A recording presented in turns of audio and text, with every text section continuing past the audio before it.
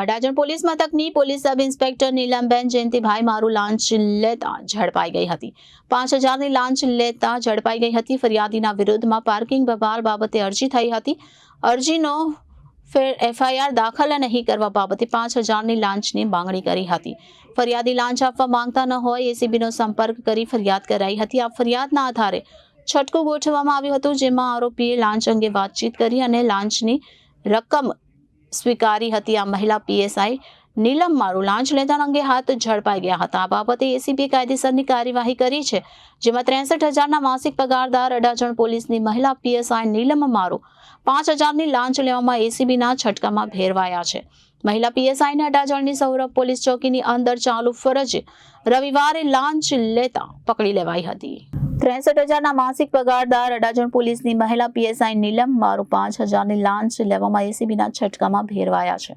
મહિલા પીએસઆઈને અડાજણની સૌરભ પોલીસ ચોકીની અંદર ચાલુ ફરજે રવિવારે લાંચ લેતા પકડી લેવાઈ હતી। પીએસઆઈએ પહેલા 50000ની રકમ માંગી, બાદમાં રકઝક થતા 40000માં પતાવટ થઈ હતી, જેમાં 29મીએ શનિવારે 35000 લીધા અને રવિવારે બાકી 5000 લેવા જતા એસીબીની ટ્રેપમાં ભેરવાયા હતા। અડાજણની એક સોસાયટીના ગેટની બહાર વાહનોના પાર્કિંગના મુદ્દે રહીશોએ 4 દુકાનદારો વિરુદ્ધમાં પોલીસમાં અરજી આપી હતી। આ અરજીને અડાજણ પોલીસના સૌરભ પોલીસ ચોકીના મહિલા પીએસઆઈ નીલમબેન મારું કરી રહ્યા હતા। મહિલા પીએસઆઈ નીલમ મારું વર્ષ 2016માં ડાયરેક્ટ ભરતી થઈ હતી। તેમની અમદાવાદથી સુરતમાં બદલી થઈ હતી। મહિલા પીએસઆઈ સાથે લાંચ માંગવામાં અનેક પોલીસકર્મીની પણ સંડોવણીની આશંકા છે। આ બાબતે એસીબીએ તપાસ લંબાવી છે। 10 દિવસ પહેલા તેઓ લાંબી રજા પરથી હાજર થયા હતા અને એસીબીના સ્ટાફે તેના ઘરે પણ મોડી રાત્રે સર્ચ કર્યું હતું।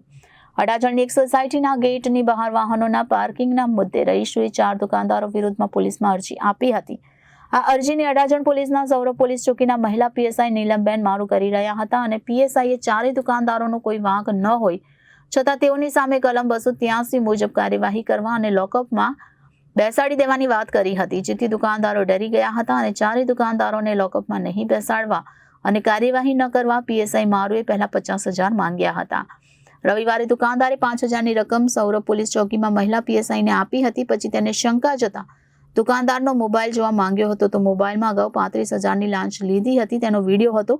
આ જોઈ મહિલા પીએસઆઈ ચોંકી ગયા અને સ્ટાફને કહ્યું કે આપણો વિડીયો ઉતારેલ છે એમ કહી દુકાનદારની સામે 151 મુજબની કાર્યવાહી કરવાની વાત કરી। એટલામાં એસીબી પહોંચી હતી।